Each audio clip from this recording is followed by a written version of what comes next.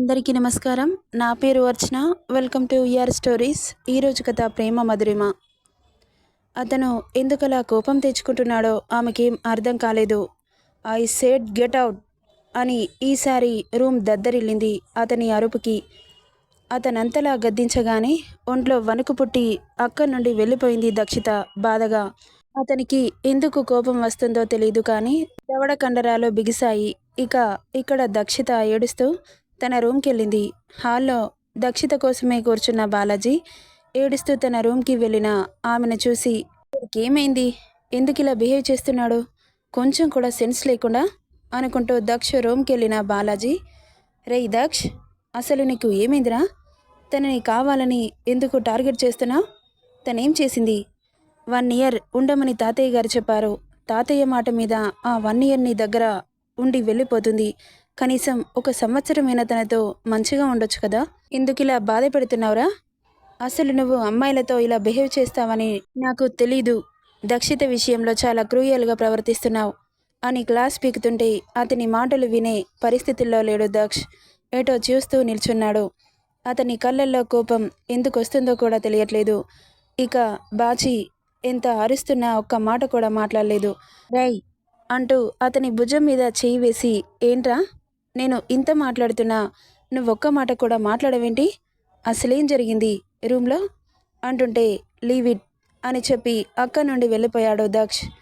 వీడేంటి నేను ఇంత సీరియస్గా మాట్లాడుతుంటే వదిలేయమని అలా వెళ్ళిపోతున్నాడు. చా, వీడికి చెప్పే బదులు ఊరుకోవడం బెటర్. వీడి బాధ వీడిదే కానీ ఎదుటి వాళ్ళ బాధ వీడికి అవసరం లేదు. అసలు వీడు ఈ మధ్యలో ఇలా తయారవుతున్నాడేంటి అని కోపం వస్తుంటే విసురుగా అక్కడి నుండి వెళ్ళిపోయాడు బాలాజీ.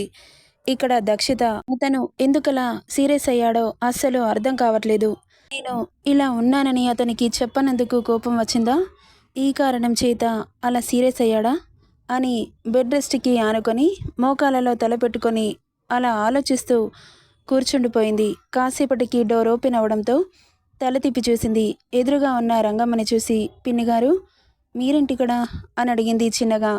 నీకు ఎలా ఉందమ్మా, నాకు ఒంట్లో బాగాలేదని మీకెలా తెలుసు పిన్ని అని అడుగుతుంటే, ఎలాగో తెలిసింది కానీ నువ్వు తినకుండానే వెళ్ళిపోయావు, తినేసి ఈ హాట్ ప్యాక్ కాస్త పొట్టపోయి పెట్టుకో తల్లి, కాస్త రిలాక్స్గా ఉంటుంది, అలాగే ఈ చాక్లెట్స్ తింటే బ్లీడింగ్ ఫ్లో కాస్త తగ్గుతుంది, తీసుకో అంటుంటే, నాకు అసలు ఏం తినబుద్ధి కావట్లేదు పిన్నిగారు, వామిట్ అయ్యేలా ఉంది అంటూ ఫేస్ వికారంగా పెడుతుంటే, అదేంటమ్మా అలా అంటున్నావు, ఫీవర్ కానీ వచ్చిందా అంటూ ఆమె ఫోర్ హెడ్పై చేయి పెట్టి చూసింది. కాస్త ఒళ్ళు వేడిగా తగిలింది. అయ్యో ఫీవర్ ఉంది కదమ్మా, నువ్వు ఈ జ్యూస్ తాగి ట్యాబ్లెట్స్ వేసుకొని పడుకో తల్లి, కళ్ళు కూడా చాలా ఎర్రగా అయ్యాయి, జ్వరం వల్లనేమో దక్ష సార్కి చెప్పి డాక్టర్ని పిలిపిస్తాను అంటూ వెళ్తుంటే, పిన్నిగారు అంటూ చేయి పట్టి ఆపి, వద్దు ట్యాబ్లెట్స్ వేసుకుంటాను అంటూ జ్యూస్ బలవంతంగా తాగి డోలో క్యాప్సిల్ వేసుకొని మెల్లగా బెడ్ మీద వాలింది. బాడీ పెయిన్స్తో బాగా హెడేక్తో ఆమెకు నీరసం బాగా ఎక్కువైపోయింది. ఆమె అలా మూలుగుతుంటే, అయ్యో సడన్గా ఏమైందమ్మా అని కంగారుగా ఆమె పక్కనే కూర్చుంటూ ఆమె కాళ్ళు పడుతుంటే, అంత జ్వరంలో కూడా కళ్ళు తెరిచి చూసి, వద్దు పిన్నిగారు, మీరు నాకంటే చాలా పెద్దవారు, మీరు నా కాళ్ళు పట్టుకోవడం ఏంటి, ప్లీజ్ వద్దండి అంటున్నా కూడా వినిపించుకోలేదు రంగమ్మ. పర్వాలేదమ్మా నువ్వు పడుకో, వద్దు పిన్ని అనుకుంటూనే ఆమెకు ఓపిక లేక అలాగే నిద్రలోకి జారుకుంది. ట్యాబ్లెట్ వేసుకోవడం వల్ల కాస్త మత్తుతో ఇక ఆమె కాళ్ళు నొక్కుతూ అక్కడే కూర్చుండిపోయింది. రంగమ్మ ఆమెను చూస్తూ ఇక కాసేపటికి డాక్టర్ రావడంతో దక్షితని చెక్ చేసి ఇంజెక్షన్ ఇచ్చి లేచిన తర్వాత ఈ ట్యాబ్లెట్స్ వేయండి అని చెప్పి వెళ్ళిపోయింది. నెక్స్ట్ డే మార్నింగ్ మెలకు వచ్చిన దక్షిత కళ్ళు తెరిచి చూసేసరికి పక్కన రంగమ్మ కనిపించడంతో, పిన్నిగారు మీరేంటిక్కడ అని కంగారుగా లేస్తుంటే ఆమెకు నీరసంతో లేవడానికి రావట్లేదు. మెల్లగా కూర్చోబెట్టి బ్రష్ చేసుకుందు పదమ్మా అంటుంటే, నేను వెళ్తానులేండి పిన్ని అంటూ అక్కడి నుండి లేచి వెళ్తుంటే, పర్వాలేదమ్మా అంటూ తనని వాష్రూమ్ వరకు తీసుకెళ్ళింది రంగమ్మ. ఇక గోడ సపోర్ట్తో లోపలికి వెళ్ళి బ్రష్ చేసుకొని ఫేస్ వాష్ చేసుకొని బయటకొచ్చిన దక్షిత నీరసంతో కళ్ళు తిరిగినట్లు అయి కింద పడిపోతుంటే 2 బలమైన చేతులు ఆమెను చుట్టాయి. ఆ స్పర్శ ఎవరిదో తెలుస్తుంటే అంత మత్తులో కూడా చిన్నగా కళ్ళు తెరిచి ఆశ్చర్యంగా చూసింది. ఎదురుగా చురుగ్గా చూస్తున్న అతని చూపులు తట్టుకోలేక పూర్తిగా స్పృహ తప్పింది దక్షిత. ఆఫ్టర్ సమ్ టైమ్ కళ్ళు తెరిచి చూసేసరికి చేతికి సెలైన్ పెట్టి పక్కన రంగమ్మని చూసి, పిన్నిగారు నాకేమైంది అంటూ కంగారుగా లేస్తుంటే, అలా లేవకమ్మా, పడుకో అని భయంగా చెప్పింది. ఏమైంది పిన్నిగారు, అలా టెన్షన్గా ఉన్నారెందుకు? నీకేం కావాలో చెప్పు, నేను చేస్తాను అంటుంటే, కాసేపు కూర్చోబెట్టండి పిన్ని, బ్యాక్ పెయిన్ వస్తోంది, చాలాసేపు పడుకొని అంటుంటే మెల్లగా లేపి కూర్చోబెట్టింది. అసలేం జరిగింది పిన్నిగారు? నేను బెడ్ మీదకి ఎలా వచ్చాను? మిమ్మల్ని వాష్రూమ్లో దింపి మీకోసం వేడివేడిగా ఇడ్లీ తీసుకురావడానికి వెళ్ళానమ్మా. అంతలోనే మీరు బయటకు వచ్చి కళ్ళు తిరిగి కింద పడిపోతుంటే దక్షు బాబు గారు మిమ్మల్ని పట్టుకున్నారు అనగానే మార్నింగ్ జరిగిన సీన్ గుర్తొచ్చి, అవును పట్టుకున్నారు. తర్వాత ఇక అతని చేతుల్లోనే స్పృహ తప్పారు. మరి నన్ను బెడ్ మీద ఎవరు పడుకోబెట్టారు? ఇంకెవరమ్మా, ఆ బాబుగారే మిమ్మల్ని బెడ్ మీద పడుకోబెట్టి అప్పుడే లోపలికి వచ్చిన నన్ను అని ఆగిపోయింది. చెప్పండి పిన్నిగారు. తన దగ్గర నుండి కదిలితే మీకు రేపటి నుండి ఇంట్లో పనుండదు అని సీరియస్గా చెప్పి వెళ్ళిపోయారమ్మా. మరి డాక్టర్కి ఎవరు కాల్ చేశారు? ఇంకెవరు చేస్తారమ్మా, ఆయనే అంటుంటే ఆశ్చర్యం అయోమయం ఆమెలో. ద పాజిటివ్నెస్ ఆమె మీద ఎప్పటి నుండి వచ్చింది అని ఆశ్చర్యపోతుంటే, మీకు ఇంకో విషయం చెప్పనా అమ్మగారు అంటుంటే, చెప్పండి పిన్నిగారు. ఈరోజు బాబుగారు తినకుండానే వెళ్ళిపోయారమ్మా. ఎంత బ్రతిలాడినా తినలేదు అంటుంటే, మీరేం మాట్లాడుతున్నారు పిన్నిగారు? ఆయన తినకుండా వెళ్ళడం ఏంటి? ఎందుకు తినలేదు? ఏమోనమ్మా, నాకు తెలీదు. కానీ నిన్నటి నుండి చాలా సీరియస్గా ఉన్నారు. అసలు మార్నింగ్ ఎంత కోపంగా వార్నింగ్ ఇచ్చారో తెలుసా?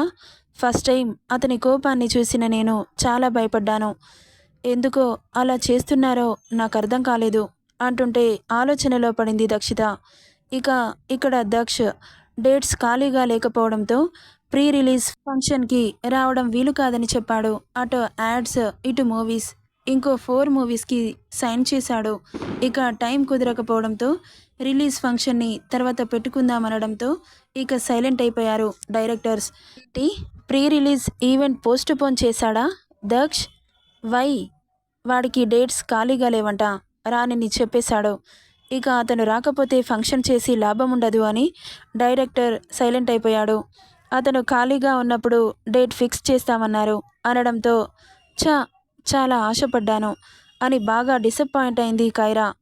ఇక్కడ దక్ష్ షూటింగ్లో చాలా బిజీగా ఉంటే సైడ్ క్యారెక్టర్ అయిన ప్రాచి అతన్ని తినేసేలాగా చూస్తూ లైఫ్లో ఒక్క ఛాన్స్ అయినా ఇస్తావా దక్ష్ అని అనుకుంటూ ఉంది. ఆ రోజు ఆమె షార్ట్స్ లేకపోయినా కేవలం దక్షిని చూడడం కోసం మాత్రమే షూటింగ్కి వచ్చింది. రెస్ట్ లేకుండా ఫస్ట్ టేక్లోనే ఫినిష్ చేస్తున్న అతని యాక్టింగ్కి అందరూ ఫిదా అయిపోతే మూవీ ఈసారి త్వరగానే షూటింగ్ కంప్లీట్ చేసుకుంటుంది అన్న నమ్మకం వచ్చేసింది డైరెక్టర్కి. థ్యాంక్ యూ దక్ష్ గారు, నేను మూవీ కోసం చాలా టెన్షన్ పడ్డాను, మీరు చాలా సపోర్ట్ చేస్తున్నారు అంటూ అతన్ని హత్తుకున్నాడు. ఇట్స్ ఓకే అంటూ మార్నింగ్ నుండి రెస్ట్ లేకపోవడంతో క్యారవాన్లో రిలాక్స్ అవుతున్నాడు దక్ష్. అతని మూడ్ని స్పాయిల్ చేయడానికి వచ్చింది ప్రాచి. హాయ్ దక్ష్ అంటూ అతని పక్కన కూర్చోబోతే ఒక్క చూపు చూశాడు. అతని చూపులకి బెదిరి లేచి నిలబడి, ఎందుకంత కోపంగా ఉంటావు? అందరి హీరోయిన్లతో బానే ఉంటావుగా, నేనేం పాపం చేశాను దక్ష్ అంటుంటే అతని నుండి ఎలాంటి సమాధానం రాలేదు. ప్లీజ్ మాట్లాడొచ్చుగా అని ఆమె వయ్యారాలు ఒలగబోస్తుంటే చిరాకొచ్చి గెట్ అవుట్ అన్నాడు.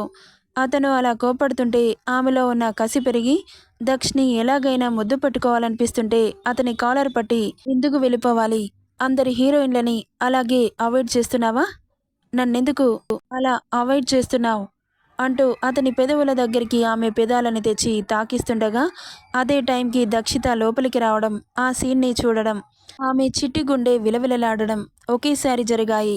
ఇక ఆమె అలా మీద పడుతుంటే ఆమెను గట్టిగా ఓ తోపు తోసి, ఇంకోసారి టచ్ చేశావనుకో ఇక్కడే నిలువున చీరేస్తా అని ఇండెక్స్ ఫింగర్ చూపిస్తూ స్ట్రాంగ్ వార్నింగ్ ఇవ్వగానే అతని కోపానికి జడిసి అక్కడి నుండి వెళ్ళిపోయింది ప్రాచి. బయటకు వెళ్ళిపోయిన దక్షిత లోపల చూసిన సీన్ పదే పదే గుర్తొస్తుంటే తెలియకుండానే ఆమె కన్నీళ్లు చెంపల మీదకి జారిపోతున్నాయి. దక్ష్ రావడం చూసి అతను చూడకుండా కళ్ళు తుడుచుకొని అతని కోసం ఎదురు చూస్తూ ఉంది. అప్పుడే వచ్చాడు దక్ష్. ఎదురుగా ఉన్న దక్షితని చూసి కళ్ళు చిన్నవి చేసి దగ్గరకొచ్చాడు. నువ్వేంటిక్కడ అన్నాడు చాలా కోపంగా. ఇంతకుముందు కోపం కూడా అందులోనే మిక్స్ చేస్తూ. మీరు మార్నింగ్ నుండి ఏం తినలేదంట కదా సార్, అందుకే నేనొచ్చాను అంది చిన్నగా. సో వాట్ అన్నాడు. మీరు తినకపోతే మీకేం అనిపించకపోవచ్చు, కానీ నాకు మాత్రం మీరు తినకుండా ఇంట్లో నుండి వెళ్ళిపోతే నేను తట్టుకోలేను సార్. ప్లీజ్ తినండి అంటూ ఆమె బాస్కెట్లో నుండి క్యారేజ్ తీస్తుండగా ఆమె నడుం చుట్టూ చేయి వేసి దగ్గరికి లాక్కొని, నీకొకసారి చెబితే అర్థం కాదా, ఎందుకిలా నాకు బీపీ పెంచుతావు అంటూ గుడ్లు ఉరిమి చూస్తూ అడుగుతుంటే అతని అరుపుకి కళ్ళల్లో నీళ్లు ఊరాయి. ఆమె నడుం మీద పడ్డ చెయ్యి గట్టిగా నొక్కడానికి రెడీ అవుతుంటే సడన్గా ఏదో గుర్తొచ్చిన వాడిలా విసురుగా వదిలి గెటౌట్ అంటూ అరిచాడు. మీరేం చేసినా నేను ఇక్కడి నుండి వెళ్ళను, మీరు తినే వరకు ఇక్కడే ఉంటాను అనింది. నేను తినను అన్నాడు ఒకే మాటగా. అయితే నేను వెళ్ళను అని చేతులు కట్టుకొని నిలబడింది. దీనికి ఇంత ధైర్యం ఎక్కడి నుండొస్తుంది అని ఆశ్చర్యంగా ఆమె బుగ్గలు పట్టాడు. నీరసం ఆమె ఫేస్లో స్పష్టంగా కనిపిస్తుంటే, నిన్ను ఎవడు రమ్మన్నాడే, నేను చెప్పానా నాకు ఆకలి అవుతుందని, నా కోసం ఇంత దూరం ఎందుకొచ్చావు, రావాల్సిన అవసరం ఏముంది అంటే, ఒంట్లో బాగాలేకపోయినా నా ఆకలి తీర్చడం కోసం వచ్చిందని నీ మీద ప్రేమ పుడుతుంది అనుకుంటున్నావా, నెవర్. నీ మీద ఇసుమంత ప్రేమ కాదు, పాజిటివ్నెస్ కూడా అస్సలు రాదు. నువ్వంటే నాకు అసహ్యం, అదొక్కటే ఫీల్. ఇక నువ్వు ఇక్కడి నుండి దయచేయచ్చు అంటుంటే ఆమెకేం బాధ కలగలేదు. ఎందుకంటే రోజు అసహ్యం అనే పదం ఒక 10 సార్లైనా అంటాడు అని అక్కడే నిలబడింది మొండిగా. వెళ్తావా వెళ్ళవా అంటూ ఆమె దగ్గరికొస్తుంటే, మీరు చంపినా సరే మీరు తినే వరకు నేను వెళ్ళను హా అని అరుస్తూ, ఎందుకే నాకు ఇలా చిరాకు తెప్పిస్తావు, ఒక్కరోజు కూడా నా కంటికి కనిపించకుండా ఉండవా, నువ్వు రూమ్లో ఉండి బయటకు రాలేదని చాలా సంతోషపడ్డాను. ఈ ఒక్కరోజుకి నీ ఫేస్ చూసే బాధ తప్పుతుందని అనుకున్నానో లేదో ఇలా ఊడిపడ్డావు. కొంచెం కూడా సిగ్గనిపించట్లేదా, ఒక మగాడు ఎంత అవాయిడ్ చేస్తున్నా దగ్గరకొస్తున్నందుకు అంటుంటే అతను సందర్భానికి అతీతంగా మాట్లాడుతున్నందుకు అయోమయంగా చూస్తోంది.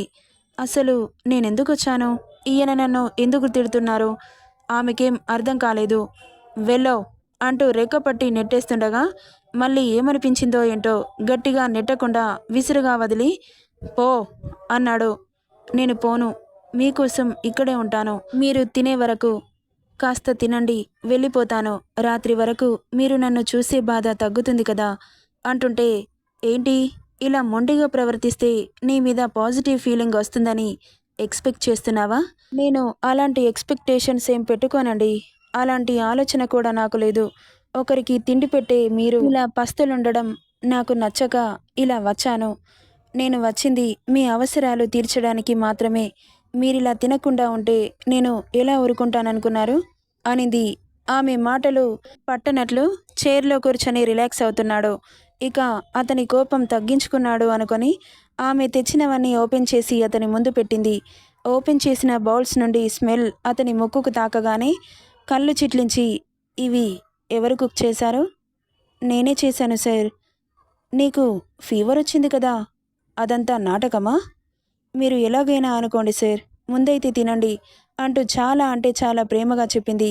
ఇలా ప్రేమలు వలకబోసి నా దగ్గర మార్కులు కొట్టేయాలనుకుంటున్నావు అంతే కదా, మీరు అలా అనుకుంటే నేనేం చేయలేను. అయినా మీ హార్ట్ అంత వీక్ కాదని మీరే చెప్పారు కదా, మళ్ళీ ఇలా మాట్లాడతారేంటి, నేను ఎంత ప్రేమ చూపించినా మీ హార్ట్ మెల్ట్ అవ్వదు కదా అని రెచ్చగొట్టింది. అలాగేనా తింటాడేమో అని. ఆమె అలా అన్న మరుక్షణం అతని నోట్లో ఫుడ్ చేరిపోయింది. సైలెంట్గా తినేస్తుంటే దక్షిత పెదవులు విచ్చుకున్నాయి. మీరు ఈరోజు నన్ను చూడకుండానే షూటింగ్కి వచ్చేసారా సార్ అని అడిగింది. మార్నింగ్ ఆమెను పట్టుకున్న దృశ్యం గుర్తొచ్చి ఆమె మాటకి తల తిప్పి విసుగ్గా చూశాడు. చెప్పండి సార్, మీరు నన్ను చూడకుండానే వచ్చేసారా అని అడిగింది. మళ్ళీ ఏం సమాధానం చెబుతాడా అని. ఇంతకుముందు అతను మాట్లాడిన మాటలని రివైండ్ చేసుకొని లేదు అని చెబితే అతని అహం దెబ్బతింటుందిగా. అవును, నిన్ను చూడకుండానే షూటింగ్కి వచ్చేశాను, ఇప్పుడేంటి అంటుంటే ఇక మాట్లాడలేదు దక్షిత. ఆమె మనసు చాలా తేలికపడింది అతని మాటకి. నేనప్పుడు ఫేస్ వాష్ చేసుకొని డైరెక్ట్గా బయటకొచ్చాను. ఫేస్‌కి మేకప్ కూడా వేసుకోలేదు. అప్పుడు అతను నన్ను చూసి కోప్పడలేదు సరికదా! నన్ను కేర్ చేశారు అని గుర్తొస్తుంటే తెలియకుండానే ఆమె పెదవులపై నవ్వు చేరింది. సైలెంట్‌గా ఉన్న డస్కీని తల తిప్పి చూసి, పిచ్చిగాని పట్టిందా? నీలో నువ్వే నవ్వుకుంటున్నావ్? అంటుంటే ఈ లోకంలోకి వచ్చింది డస్కీ. నెక్స్ట్ పార్ట్‌లో ఏం జరుగుతుందో చూద్దాం. ఈ స్టోరీ ఎలా ఉందో కామెంట్ చేయండి guys. Thank you for listening.